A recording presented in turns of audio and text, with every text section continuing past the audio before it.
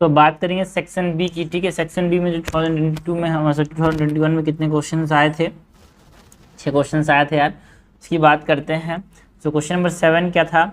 Life does not make any sense without interdependence, we need each other and the sooner we learn that it is better for us all. Erik Erikson word ने कहा था, है ना, वो जो statement को quotation को explain करना, उसका कुछ लिखना है, जो हमने वहाँ पे ख़त्म किया था सेक्शन ए में, उसी प्रकार का यहाँ पे सेक्शन बी में भी है। ठीक है,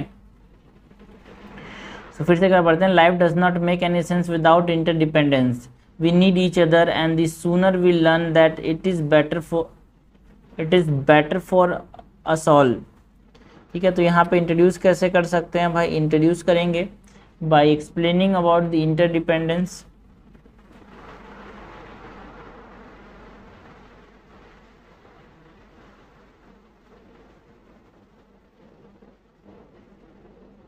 ओके, बॉडी के अंदर किसकी बात करेंगे?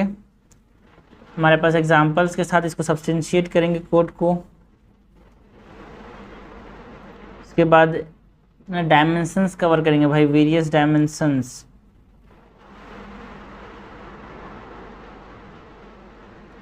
उसके बाद कंक्लूजन में रिलेवेंट स्टेटमेंट से कंक्लूड करेंगे, जो कि इसके सिग्निफिकेंस को बता रहा हो कि इंटरडिपेंडेंस का सिग्निफिकेंस क्या है।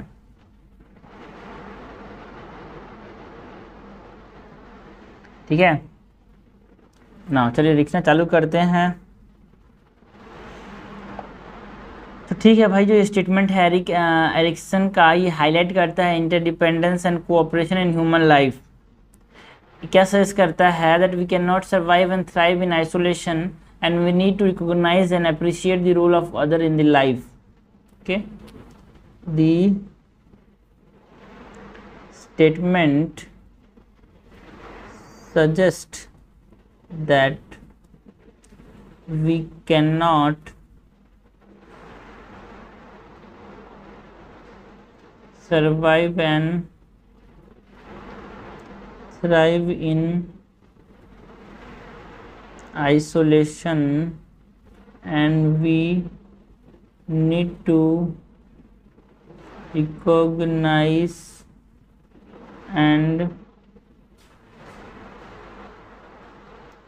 and appreciate the role of other in our lives.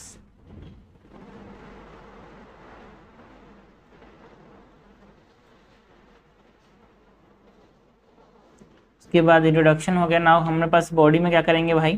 Code को एक्सप्लेन करेंगे with examples. Like for example joint family के अंदर हम बात करें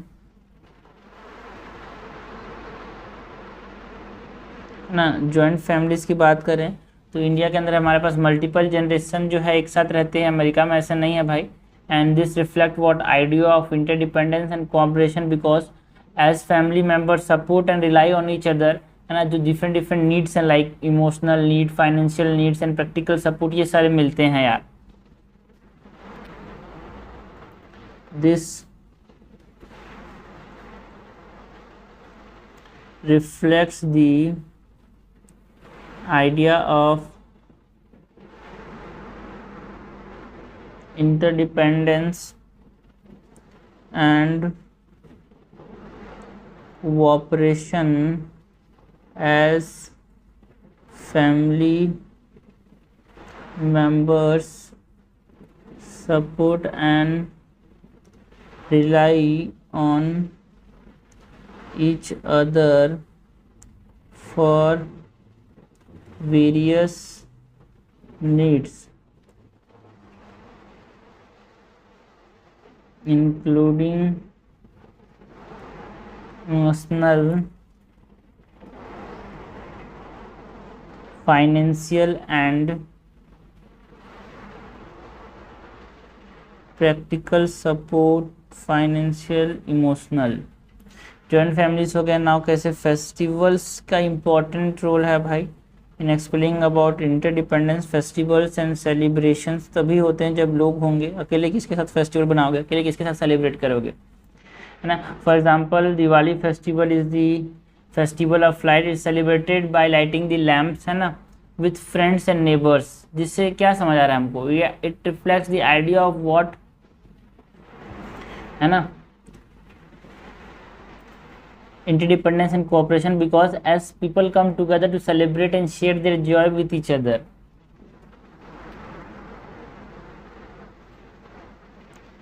The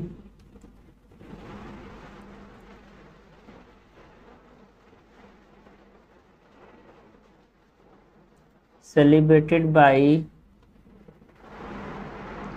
lighting lamp and sharing sweets with friends and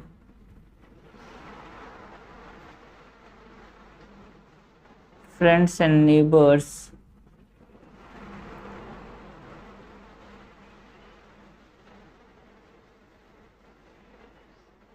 okay, and share their joy with each other.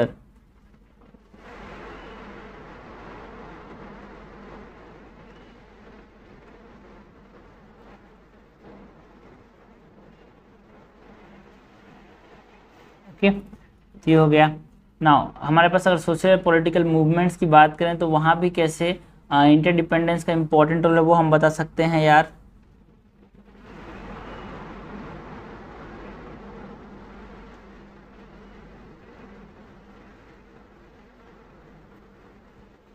Because हमारे जो long history है सोशल एंड पॉलिटिकल मूवमेंट का, वहाँ पे हमने देखा विच टाइप्स, जो लॉन्ग हिस्ट्री है वो किसके बारे में बात करते हैं, tries to promote what, social justice and equality, है ना, because as people come together for fight for a common cause and support each other in the struggle. हमने देखा कि हमारा जो मूवमेंट था it is based on what, it is based on the interdependence and cooperation.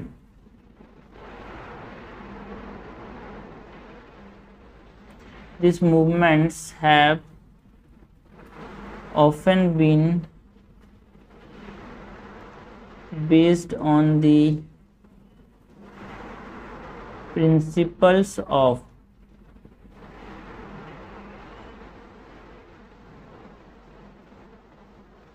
interdependence and cooperation.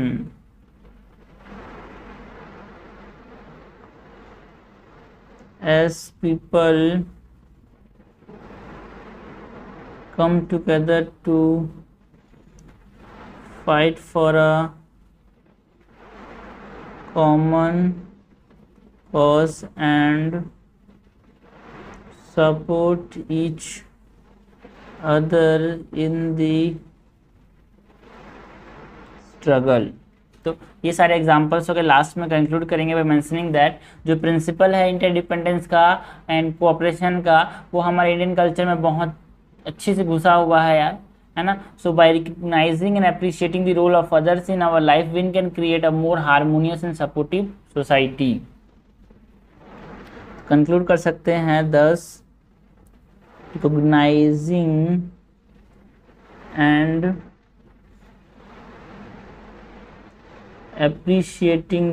recognizing and appreciating the role of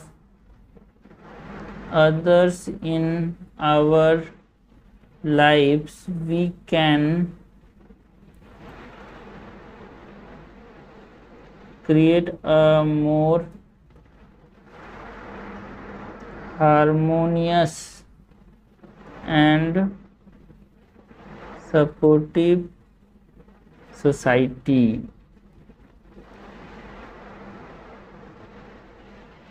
okay तो question क्या था भाई, क्वेश्चन था life does not make any sense without interdependence, we need each other and the sooner we learn that it is better for us, है ना, better for all अस।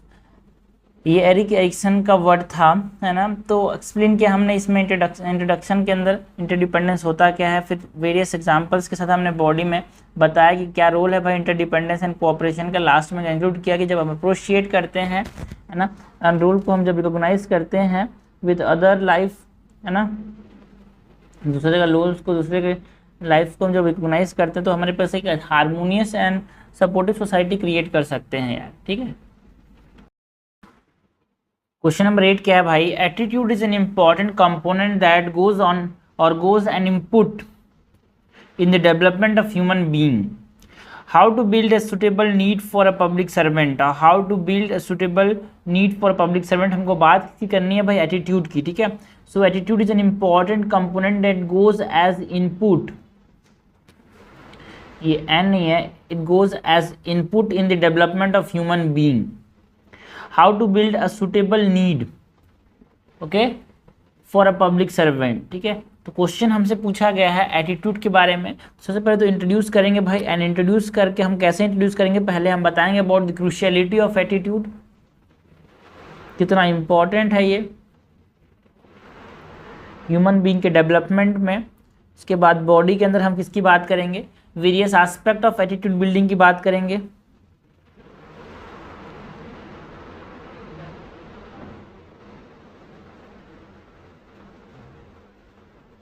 ये various aspect of attitude building की बात करेंगे। इसके साथ साथ हम यहाँ पे एग्जांपल्स देंगे एंड उसके बाद कंक्लूजन में हम क्या करेंगे,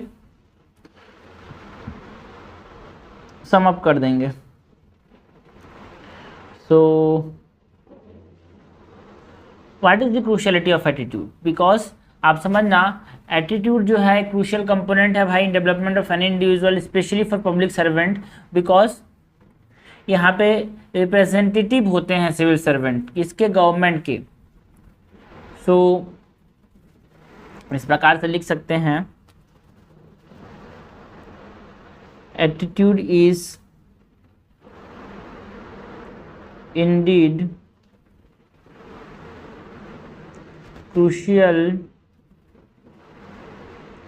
component in the development of any individual, especially for public servant, especially for public servants who serves as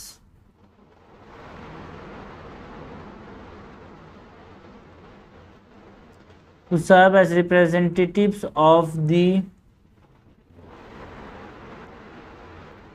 government and are responsible for serving the people।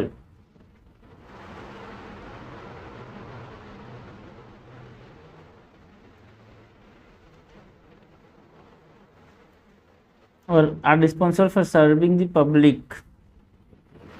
For example हम importance of attitude की बात करें या फिर good attitude का importance क्या है ना। सो एक फ्लो चार्ट से यहाँ बता सकते हैं इसको,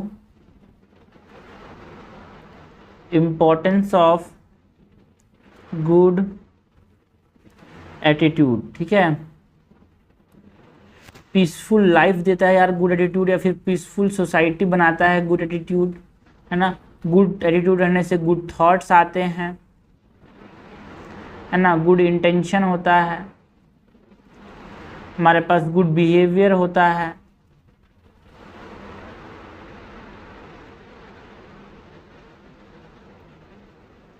गुड बिहेवियर होता है, गुड एक्शन होता है गुड एटीट्यूड से, है ना। It reflects what, it reflects back same goodness, हमारे पास गुड एक्शन रहेगा, है ना। गुड बिहेवियर से गुड एक्शन होगा एंड गुड एक्शन से गुड सेम गुडनेस हमको वापस से मिलेगा। एंड जिस ये गुडनेस की वजह से क्या होता है, growing goodness will result in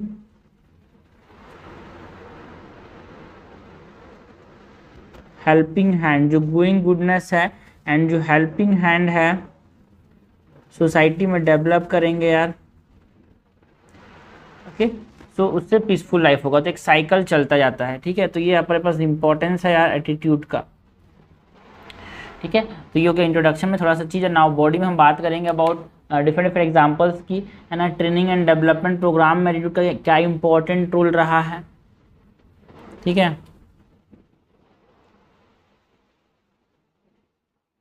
मतलब एटीट्यूड कैसे बिल्ड कर सकते हैं ये हम बता सकते हैं। Attitude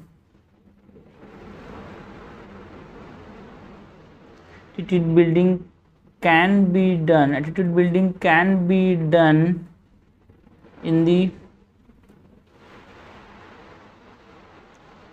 following aspect. पहला है ट्रेनिंग एंड डेवलपमेंट प्रोग्राम्स से कर सकते हैं attitude building. For example training programmes on किसके ऊपर, एथिक्स के ऊपर, इंटीग्रिटी के ऊपर, कम्युनिकेशन स्किल्स के ऊपर, है ना। Training and development programmes ethics attitude build कर सकते हैं। Training programmes on ethics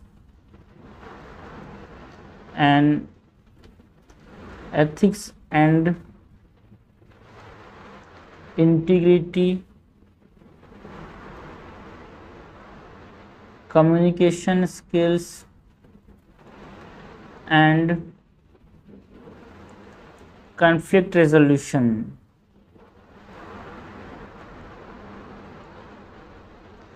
can help public servants to build suitable attitude। क्या और कैसे एटीट्यूड बिल्ड कर सकते हैं? By reward and recognition.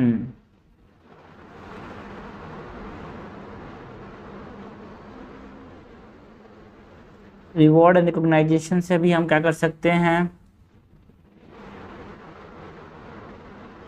Attitude build कर सकते हैं।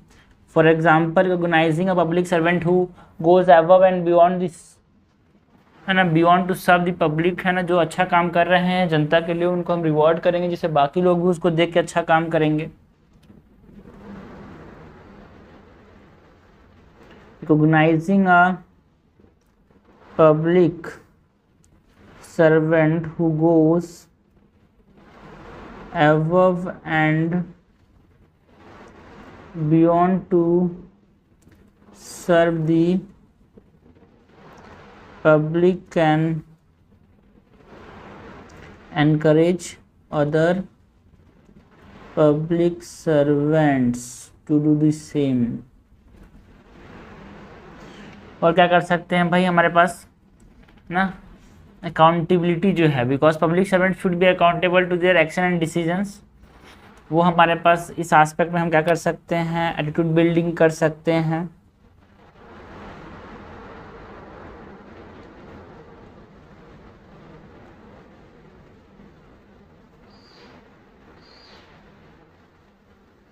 Public servant should be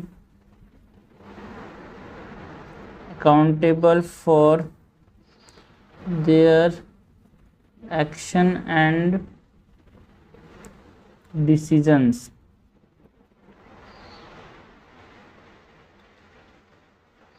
continuous learning process अगर होगा तो एटीट्यूड बिल्डिंग हो सकता है।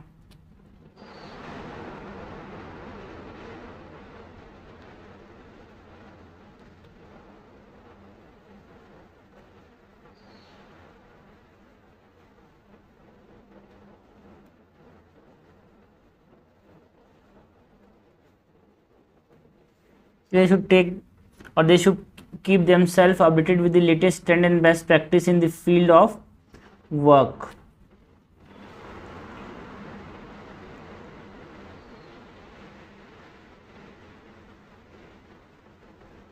है ना, वो सब ठीक है, इसको छोड़ो। कंटिन्यूस लर्निंग के अलावा एक एग्जांपल देते हैं कि कैसे लाल बहादुर शास्त्री एकेडमी है, वो कैसे एटीट्यूड बिल्डिंग में इंपॉर्टेंट रोल प्ले करता है। The Lal Bahadur Shastri national academy of administration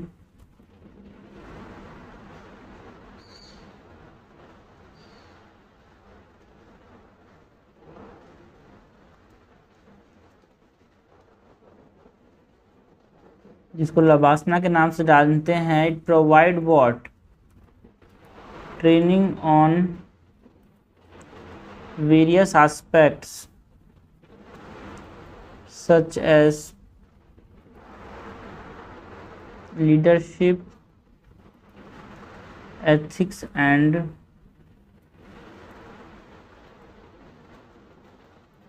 communication.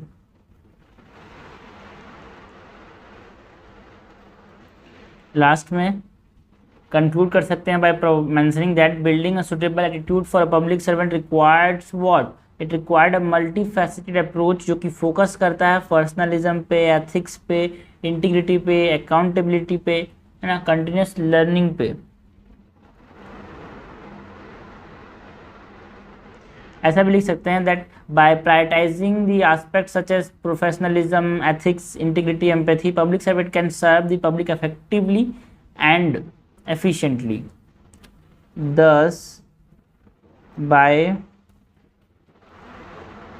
prioritizing professionalism, ethics and integrity,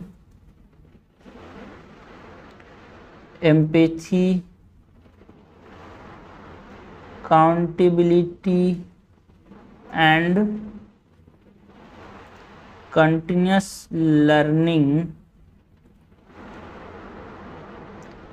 public servants can serve the public effectively and efficiently.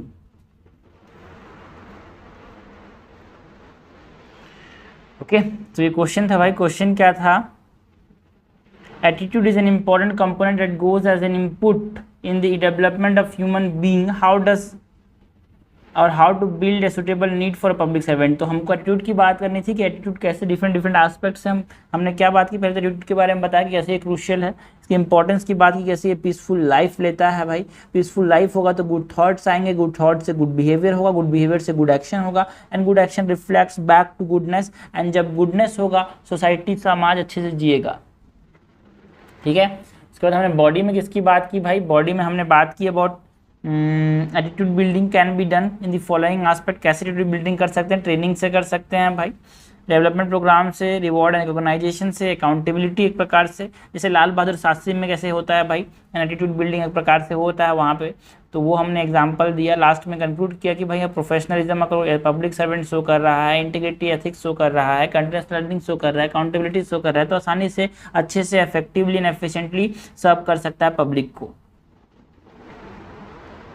Next number question देखते हैं। क्वेश्चन नंबर 9 है, in case of a crisis of conscience does emotional intelligence help in overcome the same without compromising the ethical and moral standard that you are likely to follow.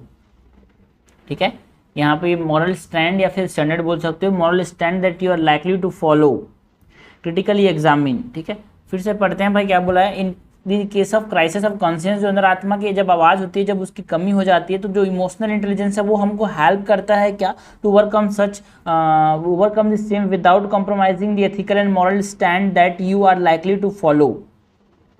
ठीक है, critically examine करना है, तो पहले क्या करेंगे भाई? इंट्रोड्यूस करेंगे इसमें। एंड इंट्रोड्यूस कैसे करेंगे? Bye defining emotional intelligence. Emotional intelligence होता क्या है वो हम यहाँ पे डिफाइन कर सकते हैं बॉडी के अंदर, बिकॉज मेन जो हमारे पास जो answer evolves around emotional intelligence, because ethics के अंदर यहाँ पे एक इंपॉर्टेंट चीज़ है। मेंशन करेंगे बॉडी में क्या क्या मेंशन करेंगे भाई, कि कैसे एक इंडिविजुअल को इमोशनल इंटेलिजेंस हेल्प करता है।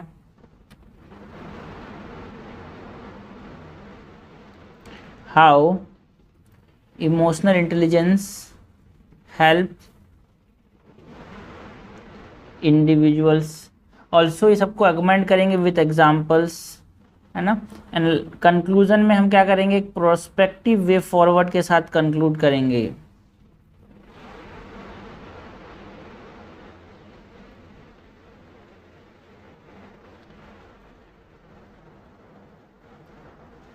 आंसर चलो स्टार्ट करते हैं भाई। डिफाइन करेंगे इमोशनल इंटेलिजेंस को, तो इमोशनल इंटेलिजेंस इज व्हाट, है ना। Emotional intelligence refers to the ability to recognise, understand and manage खुद के इमोशन को as well as emotion of other. Emotional Emotional intelligence refers to the ability to recognize, understand, and manage one's own emotion as well as the emotions of other. Okay,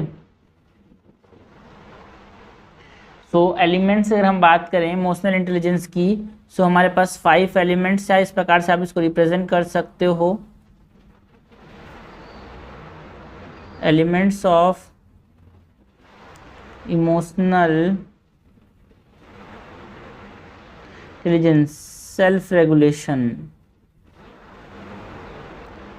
internal motivation,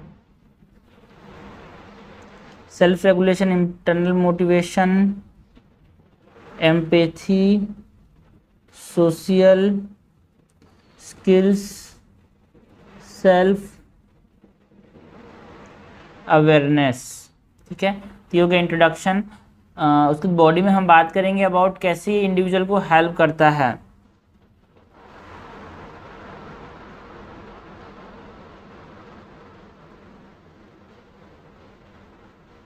Emotional intelligence can help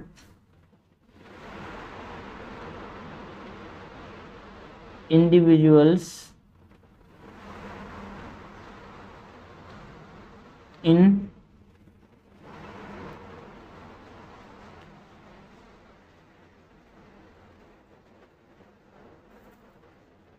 पहले तो ये self regulation और self awareness में help करेगा। अपने आप को अच्छे से जानेगा कोई इंसान, है ना, बिकॉज अगर आदमी खुद को जान रहा है, that can help in understanding the root cause of their crisis of conscience and it help, है ना, कैसे डिसीजन लेंगे कोई सा भी, उसमें भी ये इम्पैक्ट डालेगा।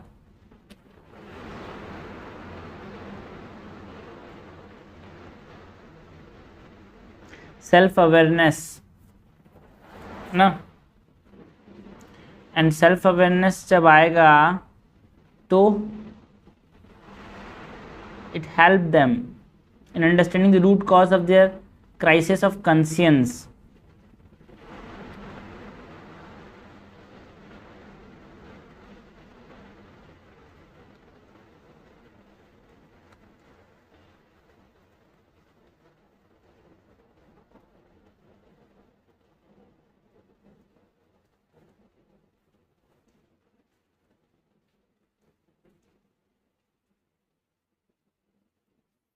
सेल्फ अवेयरनेस हो गया। उसके बाद सेल्फ अवेयरनेस के बाद ये हमारे पास जो इमोशनल इंटेलिजेंस है वो सेल्फ रेगुलेशन में भी इम्पोर्टेंट रोल प्ले करता है। सेल्फ रेगुलेशन कैसे करेगा? जब सेल्फ रेगुलेशन होता है तो अवॉइड करेगा making impulsive decision that compromise their value. जब सेल्फ रेगुलेशन होगा, so this help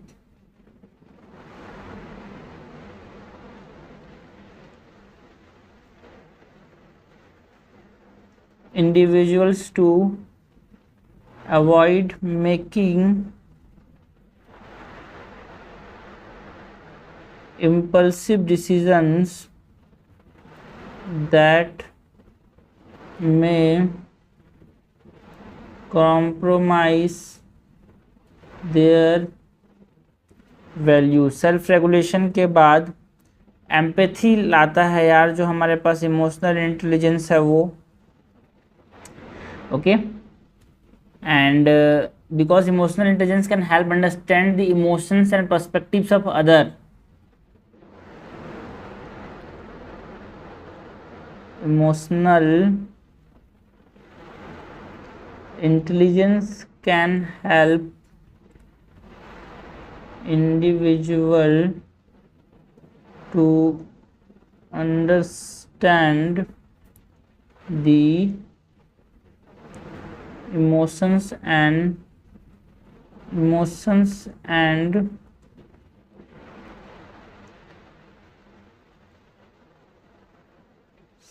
perspectives of other, including those who may be impacted by their decision,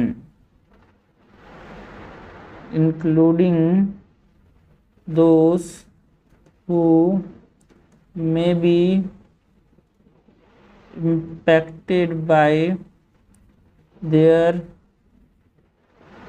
decision. अगर हम एग्जांपल्स दे सकते हैं तो यहाँ पे एग्जांपल इसी तरह लाइक हमारे पास जो निर्भया केस हुआ था 2012 के अंदर, young women was brutally gang raped in Delhi which led to a widespread outreach across the country. यहाँ पे जो था, the crisis of conscience faced by the public and the government official should have been manage better if they had practise emotional intelligence, because हमको understand करना चाहिए and manage करना चाहिए उनके इमोशंस को। An official could have made decision that were more empathetic toward the victims and the public.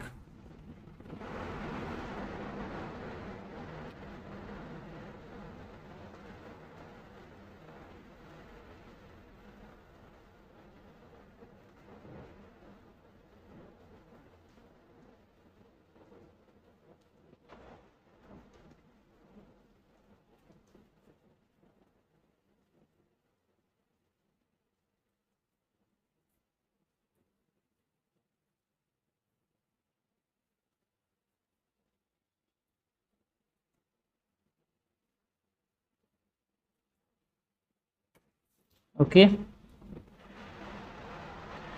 यहाँ पे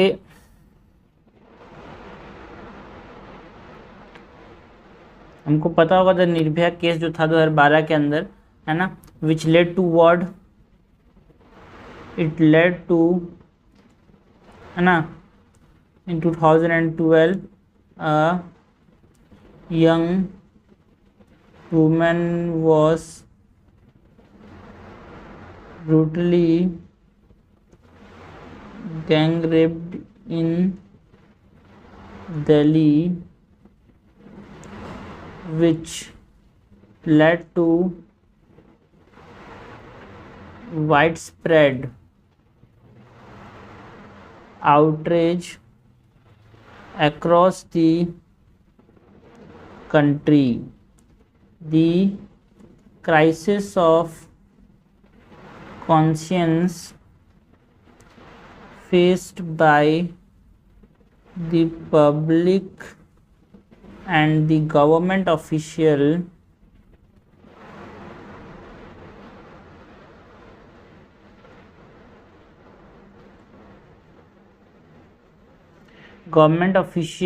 could have been managed better, could have been managed better if they had practiced emotional intelligence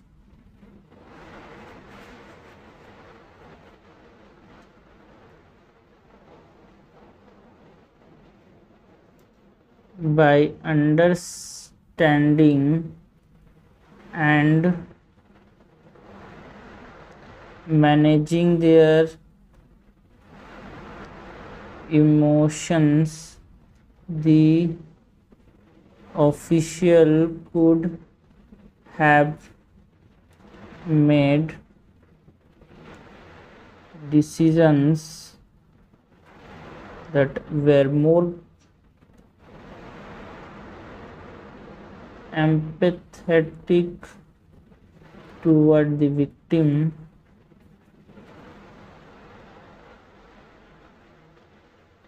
and the public, है ना। तो एक example भी होगा, last में conclude करेंगे मेंशनिंग दैट जो इमोशनल इंटेलिजेंस है, it can be a valuable asset for a public servant to navigate a crisis of conscience without compromising their ethical and moral standard. Okay, therefore हम बोल सकते हैं कि developing emotional intelligence should be the priority for a public servant to make ethical and moral decision in challenging situation. So therefore developing emotional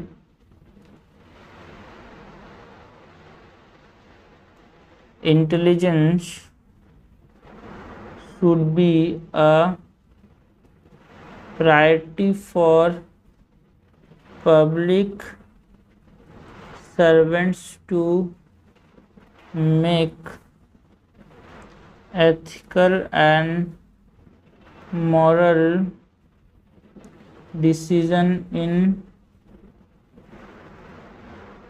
challenging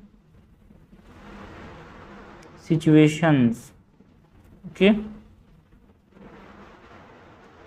तो ये question था भाई। Question क्या था फिर से पढ़ते हैं। देखो मैं बड़ा लिखता हूँ, आप इसको कट शॉर्ट कर सकते हो, एक डायग्राम डाल देना यहाँ पे, 2-3 बताया मैंने, 2 लिख दो, एग्जाम्पल को छोटा कर दो, ठीक है ना। सो इस प्रकार से आप इसको सेटल कर सकते हो। 250 वर्ड्स में लिखना होगा तो भी लिख सकते हो, 150 वर्ड्स का है, बट कट कर सकते हो, बढ़ाना मुश्किल होता है, इसलिए बढ़ा के हिसाब से हम कर रहे हैं यहाँ पे। In case of crisis of conscience does emotional intelligence help to overcome this same without compromising the ethical and moral stand that you are likely to follow, critically examine. बिल्कुल सही बात, ओके। क्वेश्चन नंबर 10 क्या है? Refugees should not be turned back to the countries where they would face persecution on human right violation. Examine the statement with reference to the ethical dilemmas or ethical dimensions being violated by the nation claiming to be democratic with open society. फिर से पढ़ते हैं भाई, हमको क्या बोला गया है? जो रेफ्यूजीज हैं उनको अपने वापस से जिस देश के हैं उसमें वापस से नहीं भेजने चाहिए, बिकॉज वहाँ पे परसिक्यूशन हो रहा है ना। सो इसको हमको एक एथिकल डायमेंशन से इसको एग्जामिन करना है। So refugee should not be turn back to the country where they would face persecution और ह्यूमन राइट वायलेशन।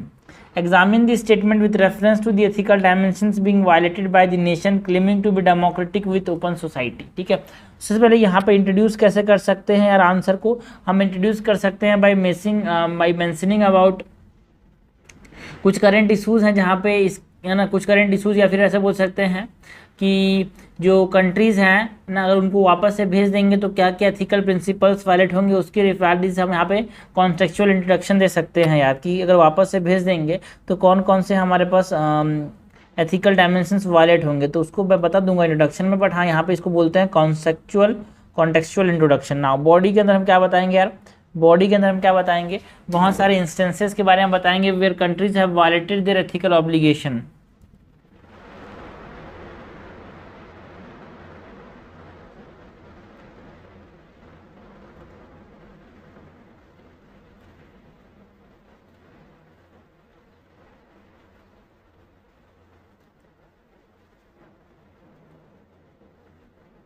ओके है ना, इसको एग्जाम्पल के साथ सब्सटेंशिएट करेंगे। नाउ कंक्लूजन के अंदर हम कंक्लूड करेंगे with a way forward.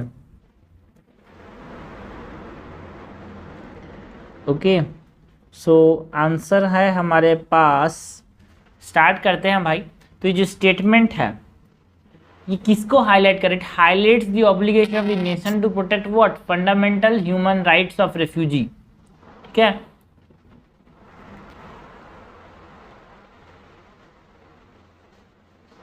this statement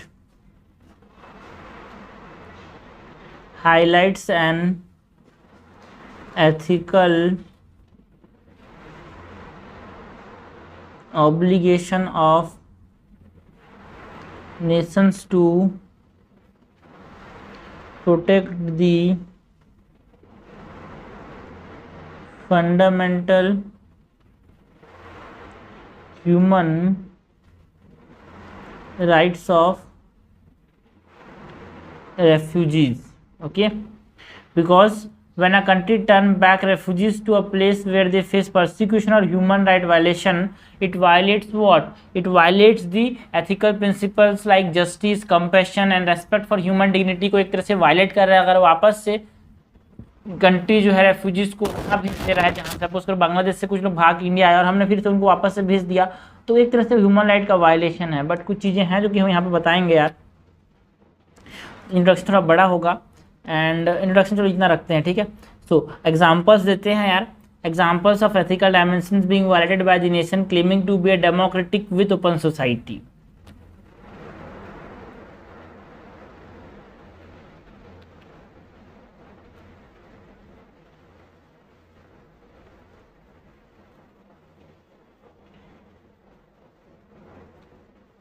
examples of ethical dimensions being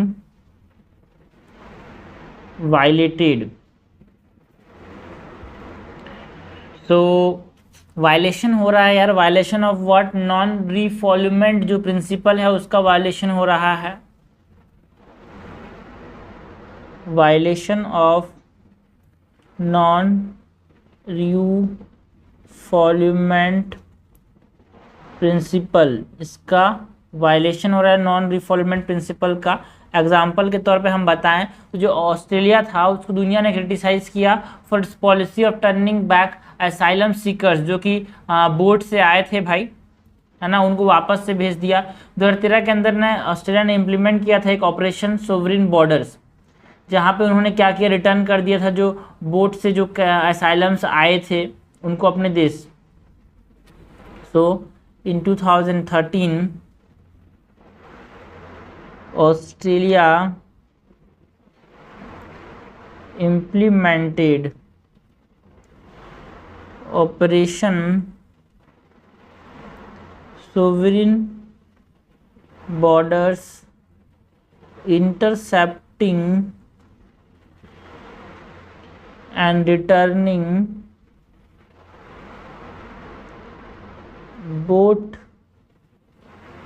carrying asylum seekers to their country of origin, including those who are facing persecution. Okay, so it violates what? Principle of non-refoulement. And also अगर आप किसी आदमी को वापस उसके देश जहाँ पे परसिक्यूशन फेस करे वहाँ पे भेज दे रहे हो तो you are lacking what, you are lacking a compassion and solidarity.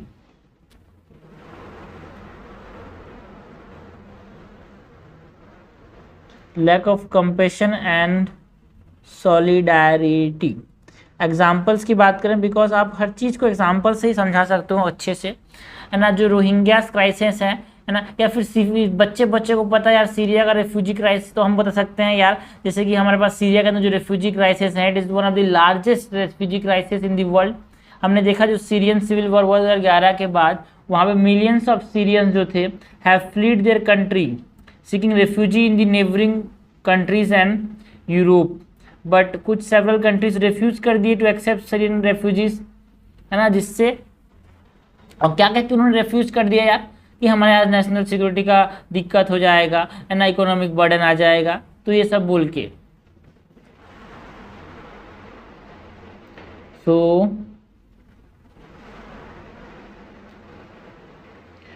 Since the outbreak of Syrian civil war in 2011, millions of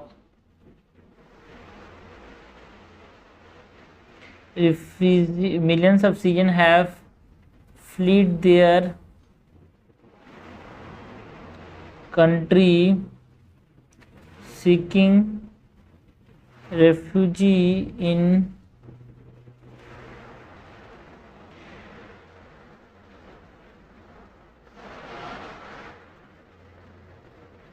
neighboring countries and Europe.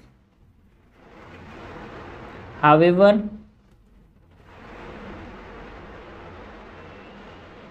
several countries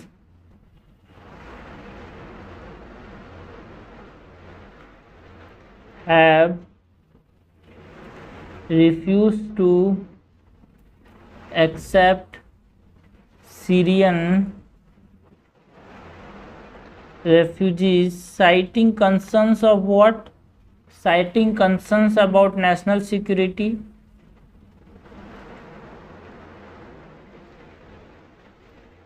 and economic burden. तो ये हमारे पास एग्जांपल्स हैं यार कि कैसे यहाँ पे it lacks compassion and solidarity. Okay, तो हमने देखा कि कैसे अगर आप वापस उसी के देश में भेज दे रहे हो जहाँ पे उसका परसिक्यूशन हो रहा है, तो it is violation of non refoulement principle, जो कि ऑस्ट्रेलिया का एग्जांपल दिया है ना, ऑपरेशन सोवरेन बॉर्डर्स का एग्जांपल दिया, and lack of compassion and solidarity का भी हमारे पास एक तरह से होता है यार। अगर आप वापस से उसको, जो रेफ्यूजीज आ रहे हैं अपनी जान बचाने के लिए, अपनी ज़िंदगी को बचाने के लिए, आप उसको वापस अपने देश भेज दे रहे हो या फिर भगा दे रहे हो, तो एक तरह से ये क्या कर रहा है, वायलेट कर रहा है lack of, it shows lack of compassion and solidarity, जैसे कि एग्जांपल हमने दिया सीरियन रेफ्यूजीज क्राइसिस का। ठीक है, तो ये सब हमारे पास एग्जांपल्स ये बता रहे हैं कि जो कंट्री वायलेट करते हैं एथिकल ऑब्लिगेशंस को to protect fundamental rights of refugees by turning back refugees to their place, जहाँ पे वहाँ पे परसिक्यूशन उनको फील करना पड़ता है, ह्यूमन राइट का वायलेशन होता है ना। This are violating what, the principle of justice, compassion and respect for human dignities.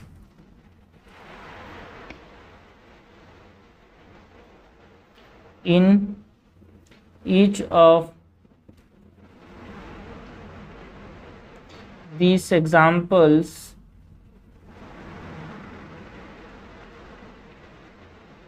these countries violated the principle of justice, compassion and respect for human dignity। Conclusion में हम conclude करेंगे mentioning that it is imperative that Nations uphold their ethical obligations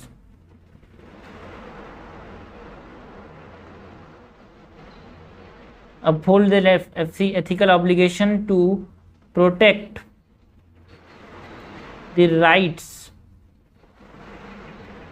of refugees and provide them with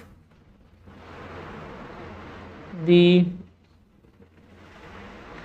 necessary support and assistance to live a life of dignity and security। Okay, so इस प्रकार से हमने इसको conclude किया भाई। Question क्या था, question number 11 था, refugee should not be turn back to the country where they would face persecution और ह्यूमन राइट वायलेशन। ठीक है, examine the statement with reference to the ethical dimensions being violated by the nation claiming the democratic और claiming to be democratic with open society. तो पहले तो यहाँ पे compassion एक बार वायलेट हो रहा था यार, and it is violating the non refoulement principle and law of natural justice को फॉलो कर रहा है, रिफ्यूजी राइट्स को एक तरह से वायलेट कर रहा है, तो वो हमने बताया यहाँ पे। ठीक है ना, so this is all about this question. Now question number 11 देखते हैं यार। क्वेश्चन नंबर 11 क्या बोल रहा है, should being impartial and being non partition be considered as indispensable qualities to make a successful civil servant, discuss with illustration। ठीक है, हमसे पूछा गया है क्या इम्पार्शियल रहना है ना, नॉन पार्टीशन रहना एक बहुत इंपॉर्टेंट इंडिस्पेंसिबल क्वालिटी है यार किसी भी सिविल सर्वेंट के अंदर। इसको डिस्कस करना है विथ इलस्ट्रेशन, मतलब विथ एग्जांपल। फिर से पढ़ते हैं क्वेश्चन को, क्या बोल रहा है यार, should being impartial and being non partition be considered as an indispensable qualities to make a successful civil servant, discuss with illustration।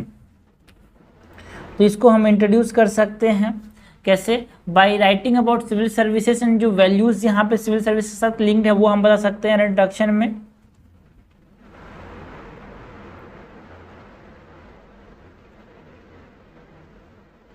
उसके बाद बॉडी के अंदर हम क्या बताएंगे, इंपॉर्टेंस बताएंगे about importance of impartiality and non पार्टीशनशिप, importance of impartiality and non पार्टीशनशिप। इसके साथ एग्जाम्पल्स देंगे तभी तो समझ आएगा यार चीज़ों को, because examiner is nothing concern with your words. Examiner को चाहिए एग्जाम्पल्स, है ना, इससे समझ आता है एग्जामिनर को। सो हमारे पास यहाँ पे कंक्लूड कैसे करेंगे भाई, इंपॉर्टेंस बताएंगे या नॉन पार्टीशनशिप का, या फिर कुछ सजेशंस के साथ यहाँ पे हम कंक्लूड कर सकते हैं।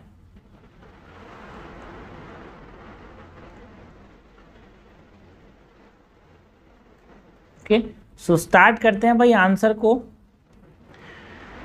सो civil service play a critical role in the functioning of any government, बच्चे को पता है। तो सिविल सर्विस तो इंपॉर्टेंट रोल प्ले करता है। सिविल सर्विस में होते कौन है, civil servant. So that's why civil servants are responsible for the implementation of the government policies and programs and their decision can have a significant impact on the society. बिल्कुल सही बात है। Therefore, it is important that the civil servant remain impartial and non-partisan in their work to ensure that their decisions are based on merit and not influenced by personal bias and political affiliation. Okay. ऐसे लिख सकते हैं कि civil servants are responsible for the implementation of government policies and program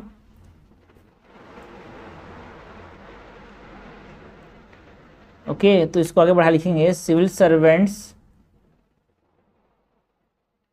are responsible for the implementation of government policies and programs and their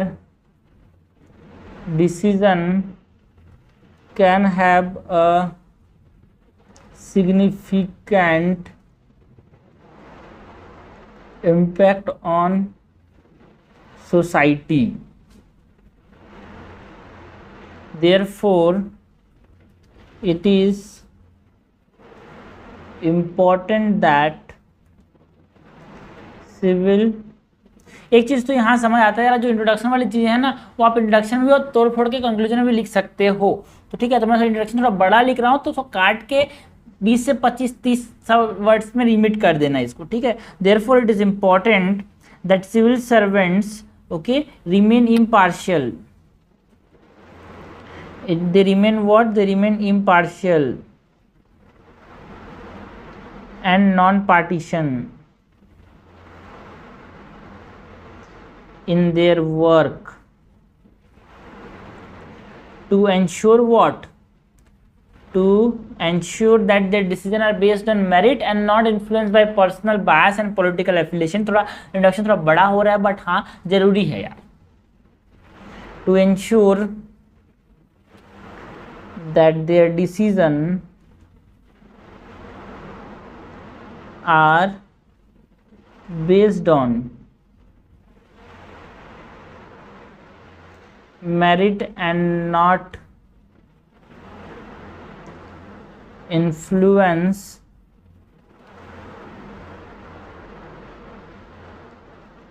by personal biases और political affiliation। Introduction थोड़ा बड़ा हो गया लेकिन कोई बात नहीं। नाउ इंपॉर्टेंस की बात, अब सिग्निफिकेंस की बात करेंगे यार। इम्पार्शियलिटी एंड नॉन पार्टीशनशिप का सिग्निफिकेंस क्या है?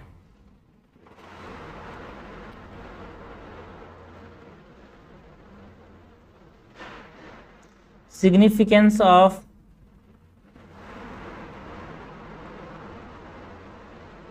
impartiality and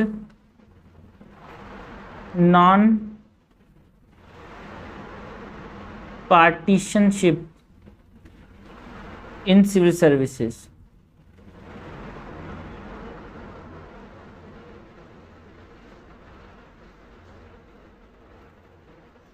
पहले तो जो इम्पार्शियलिटी है वो है क्या? Impartiality refers to the ability of a civil servant to make a decision जो कि किसके ऊपर बेस्ड हो, मेरिट के ऊपर।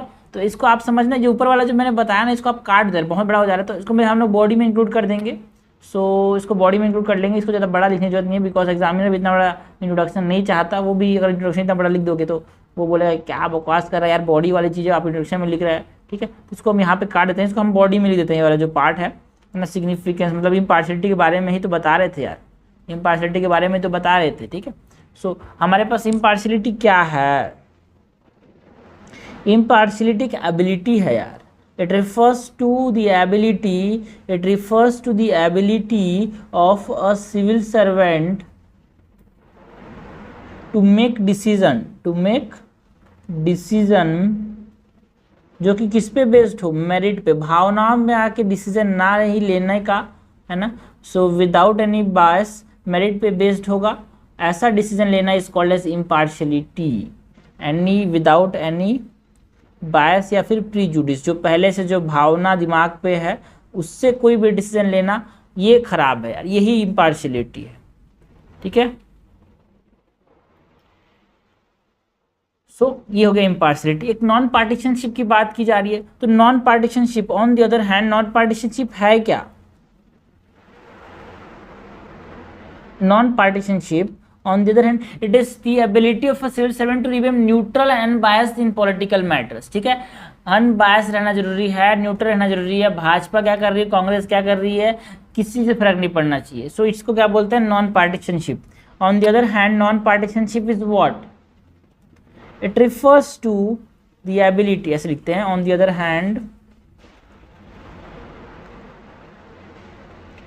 It refers to the ability, it refers to the ability of a civil servant to remain neutral and unbiased in political matters। तो ये हो गया, हमने बताया क्या कि हाँ सिग्निफिकेंस क्या है इम्पार्शलिटी एंड नॉन पार्टीशनशिप का, है ना। नाउ इलस्ट्रेशन या फिर इंपॉर्टेंस बताते हैं भाई, इंपॉर्टेंस क्या है। एग्जाम्पल के तौर पर अगर हम बात करें, इलस्ट्रेशंस की बात करें, सो एग्जाम्पल के अंदर, इन इंडिया जो election commission is responsible for conducting free and fair election, ठीक है। और अगर भाजपा करते रहेगा, कांग्रेस करते रहेगा, तो चुनाव ठीक से कैसे होगा। So election commission is known for its impartiality and non partisanship, at it ensure, है ना, as it ensure what, as it ensure that all political parties and candidates are treated equally and there is no discrimination based on political affiliation. The election commission, है ना, the election commission is known for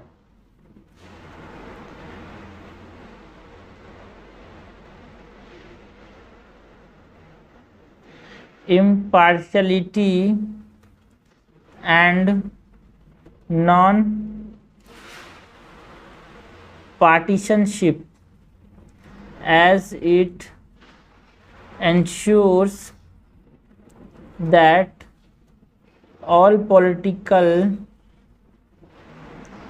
parties and candidates are treated equally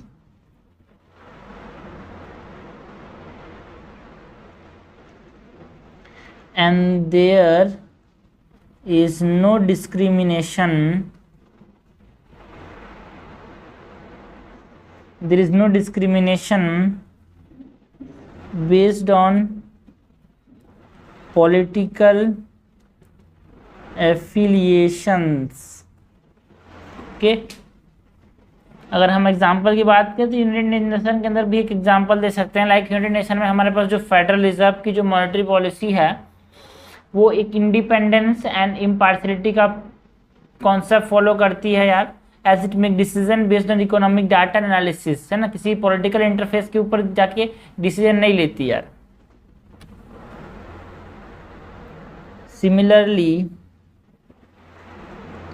Similarly, in the United States, the Federal Reserve is known for its independence and impartiality as it makes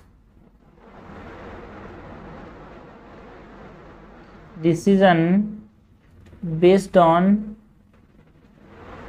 economic data and analysis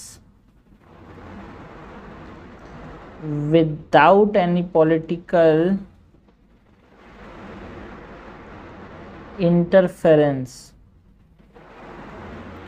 okay, so ये हो गया भाई हमारे पास election commission का example दिया, federal reserve का example दे दिया। लास्ट में कंक्लूड करेंगे by mentioning that civil servant who remain impartial and non partisan in their work can earn the trust and respect of the public. ठीक है, because आप तक तो पब्लिक के दर्द को नहीं समझोगे, पब्लिक के साथ घुल मिल कर नहीं रहोगे, उनका जब तक ट्रस्ट, उनका रेस्पेक्ट नहीं मिलेगा, आप उस पब्लिक को सर्व कैसे करोगे। So and make decision that benefit the society as a whole. Okay, so conclude करेंगे by mentioning that civil servants who remain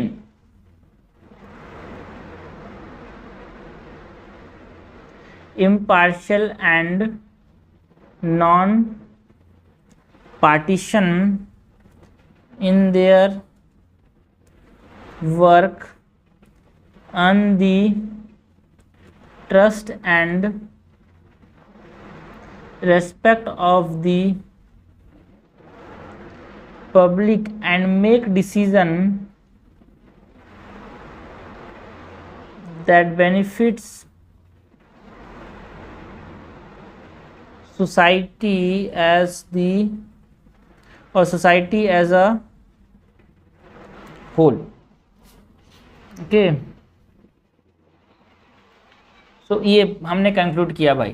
तो क्वेश्चन क्या था बे, सर क्वेश्चन क्या था भाई, should being impartial and being non-partisan be considered as an indispensable qualities to make a successful civil servant? Yes, answer is yes. हमको बताना है, illustrate करना है विथ इलस्ट्रेशन, जो कि हमने बताया। फॉर एग्जांपल इलेक्शन कमीशन का एग्जांपल दिया यार, फेडरल रिजर्व जो कि यूएस का है उसका एग्जांपल दिया, जो कि मॉनेटरी पॉलिसी को रेगुलेट करता है ना वहाँ का। तो वो किसी के कोई पॉलिटिकल वो पे काम नहीं करता कि हाँ यार चलो ठीक है अब डोनाल्ड ट्रम्प की सरकार है तो ये करेंगे, उसकी सरकार है तो वो करेंगे। वो just it relies on the data जो कि उसको मिलता है ना। वो जो डाटा मिल रहा है भाई इकोनॉमिक डाटा, उस पर फोकस करता है और अपना एनालिसिस करके बिना पॉलिटिकल इंटरफेरेंस के ये क्या देता, अपना काम करता है यार। सो ये हमारे पास बहुत जरूरी है। ठीक है, लास्ट में कंक्लूड किया कि बहुत जरूरी है यार नॉन पार्टीशनशिप एंड इम्पार्शियलिटी, जब तक जिससे आप रेस्पेक्ट अर्न कर सकते हो और पब्लिक को बेटर सर्व कर सकते हो, उनका भरोसा जीत सकते हो।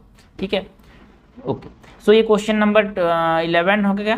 उसका 12 नंबर का क्वेश्चन क्या था, an independent and empowered social audit mechanism is an absolute must in every sphere of public service. ठीक है, सोशल ऑडिट मैकेनिज्म की बात कर रहा है यहाँ पे, including judiciary to ensure performance, accountability and ethical conduct. कि सही बात है यार, बिल्कुल सही बात है, गलत बात नहीं पूछा। हमसे पूछा गया सोशल ऑडिट के बारे में। एथिक्स के अंदर बहुत इंपॉर्टेंट चीज है यार सोशल ऑडिट, जो कि फिर से हमसे पढ़ते हैं क्वेश्चन, है ना। An independent and empowered social audit mechanism is an absolute must in every sphere of public service, including judiciary to ensure performance and accountability and ethical conduct. ये क्या है भाई, परफॉर्मेंस है। ये क्या है, परफॉर्मेंस है। ओके, बिल्कुल सही बात है। चलो इंट्रोड्यूस कैसे करेंगे भाई बताओ। सोशल ऑडिट होता है क्या, उसको डिफाइन कर देंगे सोशल ऑडिट को। ठीक है, सोशल ऑडिट होता है क्या, उसको डिफाइन कर देंगे।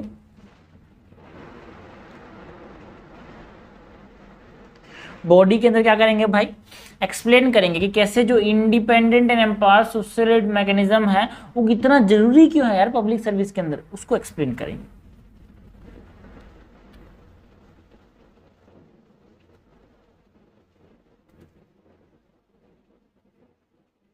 Independent and powered social audit mechanism is a must,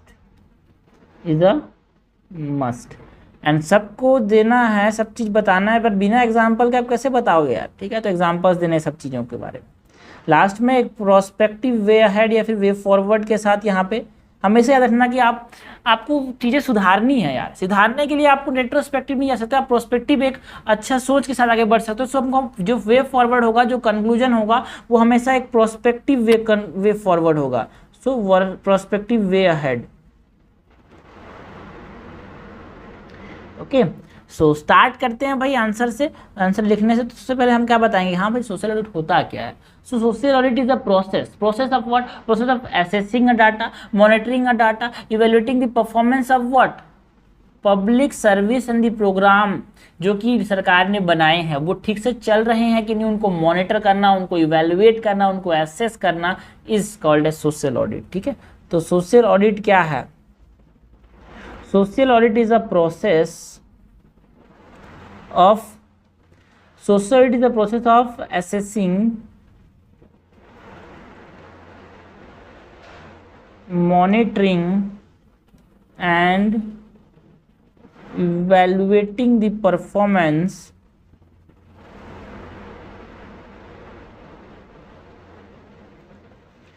of public service and programs by involving citizens and civil society organization, assessing, monitoring and evaluating। ठीक, चलो अब सोशल ऑडिट एक साइकिल होती है जो कि बहुत इंपॉर्टेंट है, तो उस साइकिल की बात कर लेते हैं यार यहाँ पे इंट्रोडक्शन के बाद। सोशल ऑडिट साइकिल, तो सबसे पहले डिफाइन वैल्यूज को डिफाइन करते हैं, फिर किसी भी ऑर्गेनाइजेशन के ऑब्जेक्टिव्स को डिफाइन करते हैं यार।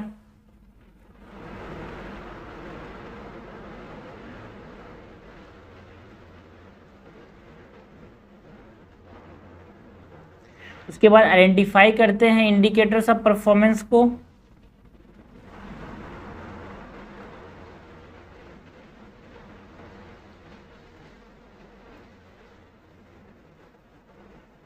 है ना। कलेक्ट करते हैं डाटा जो कि क्वांटिटेटिव भी होते हैं, क्वालिटेटिव भी होते हैं। Collect data which is qualitative and quantitative. उसके बाद हम क्या करेंगे, इवैल्यूएशन करेंगे डाटा को, कैसे, इंटरनल और एक्सटर्नल कंपैरिजन करके।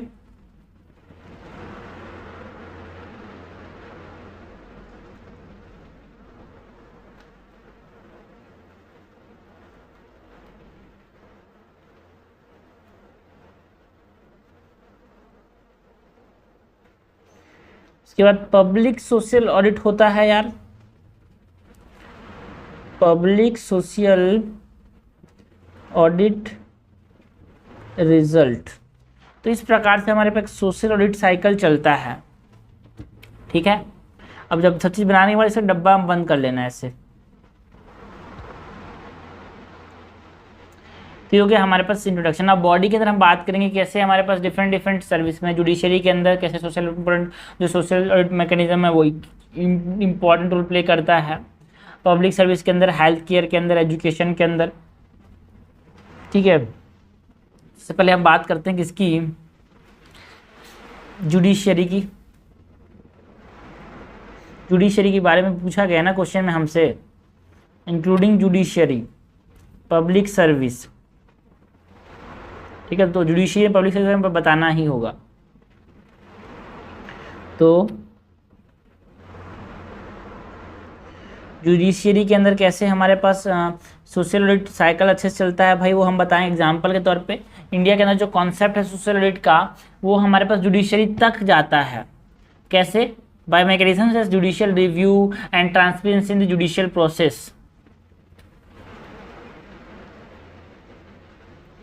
India, the concept of social audit can be extended to the judiciary through mechanisms such as judicial review and transparency in the judicial process. Judiciary के बाद अगर हम बात करें पब्लिक सर्विस की, तो पब्लिक सर्विस के अंदर मैकेनिज्म जो है हमारे पास, सॉरी मैकेनिज्म बोल रहा हूँ, सोशल एड मैकेनिज्म इंडिपेंडेंट कैसे होता है। जैसे कि हम एग्जांपल दे सकते हैं मनरेगा का, Mahatma Gandhi national rural employment guaranteed act जो है, it incorporates what, it incorporates social audit to ensure transparency and accountability.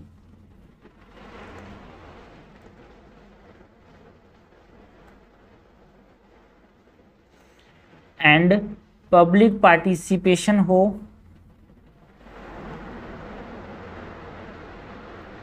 है ना, in the implementation of the rural employment guarantee scheme.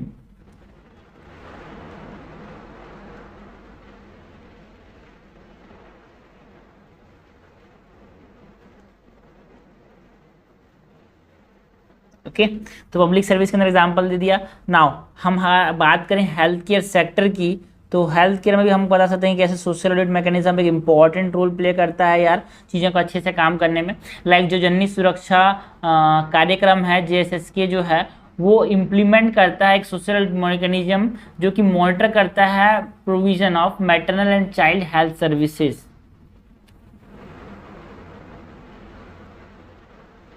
Initiatives like the जननी शिशु सुरक्षा कार्यक्रम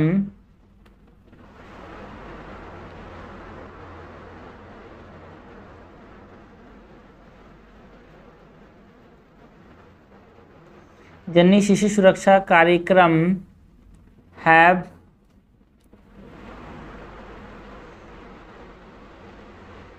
implemented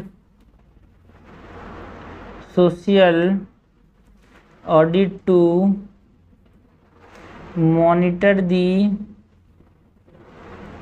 provision of maternal and child health services। Okay ये health care में हो गया। Education में भी बोल सकते हैं like the right to information act and जो स्कूल मैनेजमेंट कमिटी होता है ना राइट टू एजुकेशन एक्ट में, उसके बारे में बता सकते हैं। ठीक है,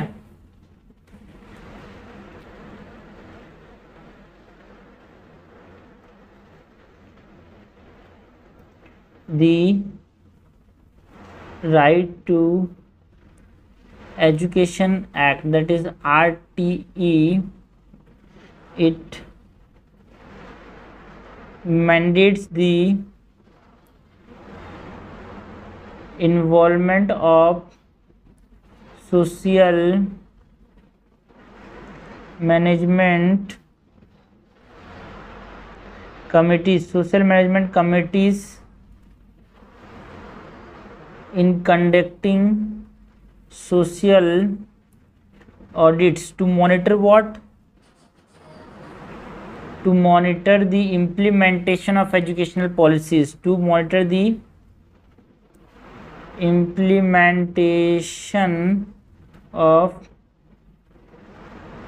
educational policies। ठीक है, तो ये हो गया। हमने एग्जांपल दिया फ्रॉम जुडिशरी, हमने एग्जांपल दिया फ्रॉम द पब्लिक सर्विस, हमने एग्जांपल दिया हेल्थ केयर की, हमने एग्जांपल दिया एजुकेशन की। कहाँ पे है ना कि यहाँ पे सोशल एडिट मैकेनिज्म जो है वो कितना इंपॉर्टेंट रोल प्ले कर रहे हैं चीज़ों को अच्छे से काम करने में, चीज़ों को अच्छे से फंक्शन करने में। सो इस प्रकार से हम बॉडी लिख सकते हैं ना। लास्ट में कंक्लूड करेंगे mentioning that N independent and empowered social edit mechanism is essential in every sphere of public service including judiciary, because it can help ensure the public service delivery as efficient, transparent and accountability. Thus in the case of judiciary, social audit can be or social audit can help promote ethical conduct, transparency and accountability, thereby enhancing public trust in the institution। तो ऐसे बोल सकते हैं कि thus it is essential, है ना, thus an independent and empowered social audit mechanism is essential in every sphere of public service including the judiciary. Okay, so फिर question हमने जो कवर किया, क्वेश्चन क्या था भाई, एक independent and empowered social audit mechanism is an absolute must in every sphere of public service including judiciary to ensure the performance accountability and ethical conduct. Elaborate किया हमने, पहले तो डिफाइन किया सोशल ऑडिट होता है क्या इंट्रोडक्शन के अंदर, है ना, सोशल ऑडिट साइकिल की बात की, एंड बॉडी के अंदर हमने बात की जुडिशियरी के एग्जांपल्स की, कैसे हमारे पास ट्रांसपेरेंसी जुडिशियल रिव्यू जो है, ट्रांसपेरेंसी प्रोसेस जो है वो एक तरह से क्या कर रहा है, सोशल ऑडिट मैकेनिज्म को बना के रख रहा है। पब्लिक सर्विस में हमने बात की लाइक दी मनरेगा एक्ट, है ना, जहाँ पे ट्रांसपेरेंसी एंड अकाउंटेबिलिटी मेंटेड है ना। हेल्थ केयर में हमने बात की जननी शिशु सुरक्षा कार्यक्रम की, है ना, जहाँ पे जो maternal and child health services की जो सोशल ऑडिट होती है उसकी बात की। उसके बाद एजुकेशन में हमने राइट टू एजुकेशन एक्ट की बात की, जहाँ पे सोशल मैनेजमेंट कमिटीज़ बनाए गए हैं यार, अच्छे से काम करें, पॉलिसीज हेल्थ जो एजुकेशन पॉलिसीज उनके देखते हुए। एंड लास्ट में हमने कंक्लूड किया बाय मेंशनिंग दैट एक empowered and independent social audit mechanism बहुत ही जरूरी है एक देश को अच्छे से लाने के लिए। नाउ क्वेश्चन नंबर 13 है भाई, integrity is a value that empowers the human being, justify with suitable illustration। फिर से पढ़ते हैं, क्वेश्चन क्या पूछा गया है, इंटीग्रिटी एक ऐसा वैल्यू है जो कि किसी भी इंसान को एम्पावर करता है, ताकत प्रोवाइड करता है, जस्टिफाई करना है इस इलस्ट्रेशन को, है ना, इसको जस्टिफाई करना है विद इलस्ट्रेशन। ठीक है, सो फिर से पढ़ते हैं भाई, व्हाट इज इंटीग्रिटी। क्वेश्चन ने बोला integrity is a value that empower the human being, justify with suitable illustration. तो इसमें इंट्रोड्यूस कैसे कर सकते हैं यार इस आंसर को, we can introduce by giving the definition of integrity.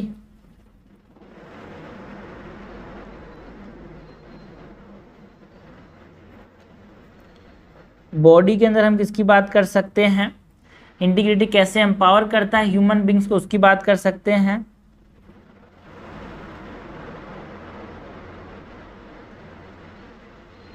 है ना, लेकिन हम बिना एग्जाम्पल से कैसे बताएंगे, ठीक है, सो एग्जाम्पल्स देंगे उसमें कैसे एम्पावर कर सकते हैं। लास्ट में कंक्लूड करेंगे by mentioning about the significance of integrity.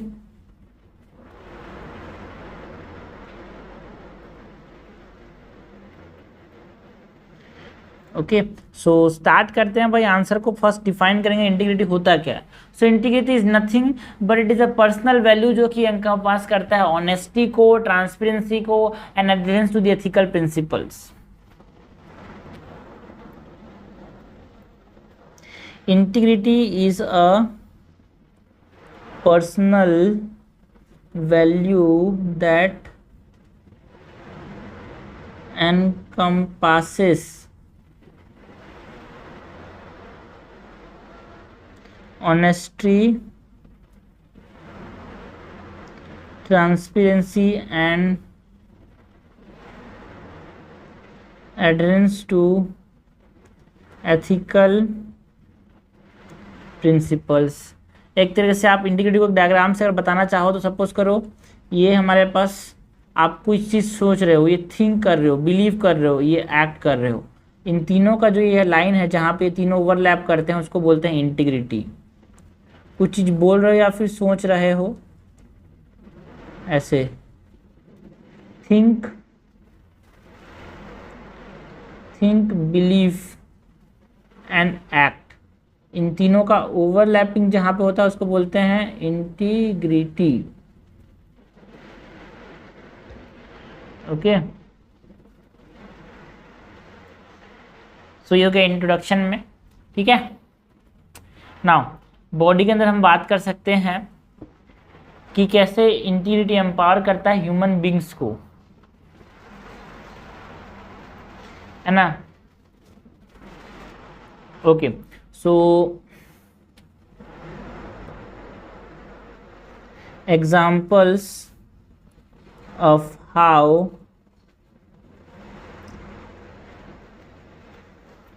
Integrity empowers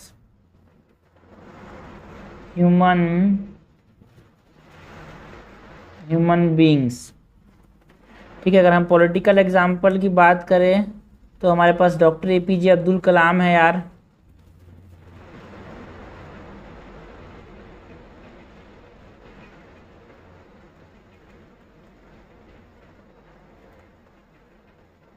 जो कि फॉर्मर प्रेसिडेंट थे, है ना, was known for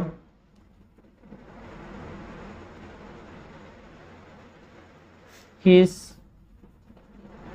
integrity, honesty and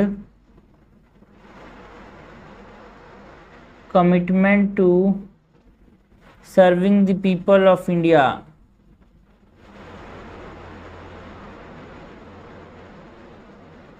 okay, ना पॉलिटिकल के बाद हम एजुकेशन सेक्टर में यहाँ पे हम एग्जांपल दे सकते हैं लाइक विनीता जैन, जो कि एक मैथमेटिक टीचर थी मुंबई में, was awarded with National Teacher Award for her dedication to her student and commitment to teaching with integrity.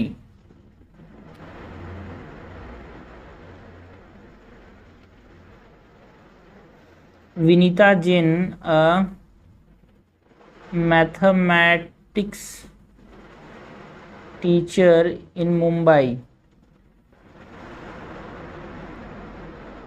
who was awarded the National Teacher Award for her dedication to her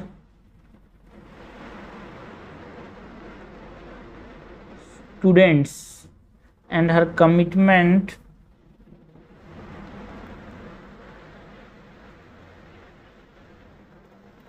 to teaching with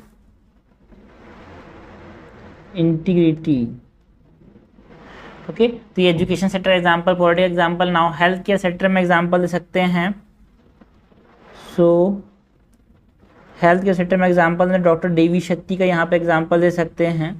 so doctor Devi Shetty, a cardiologist by profession, who founded what the Narayana health chain of hospitals and is committed to provide what affordable health care to all. Who founded the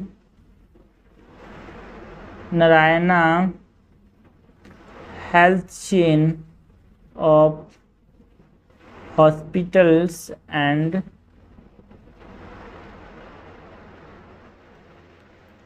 committed to providing affordable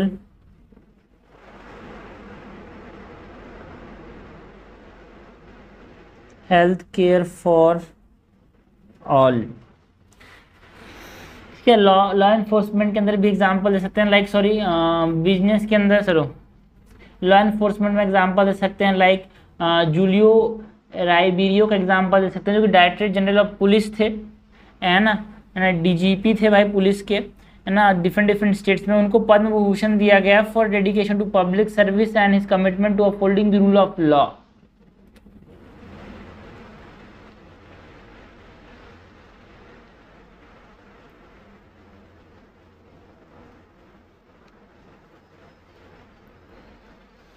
okay, Julio राइबेरियो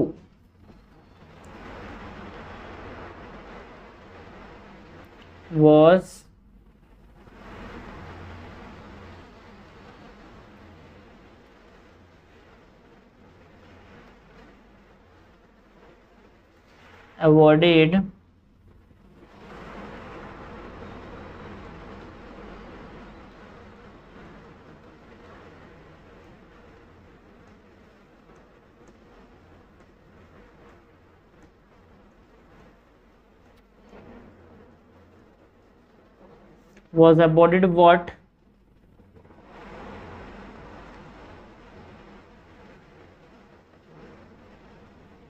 awarded the Padma Bhushan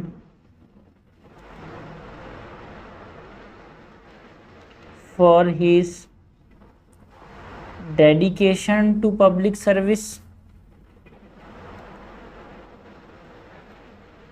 and his commitment to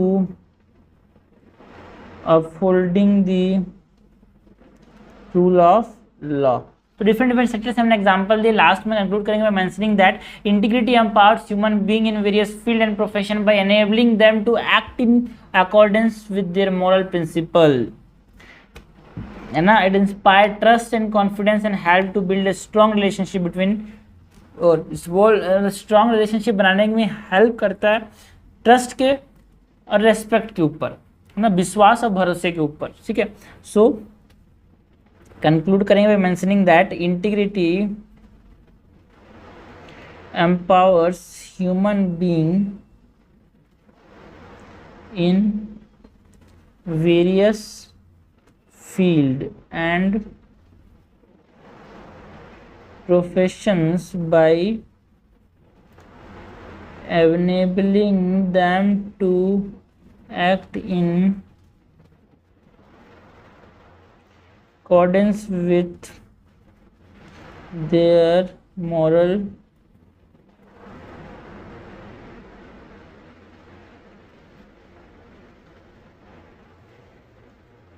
principles. Okay, तो इस प्रकार से हमने conclude किया भाई।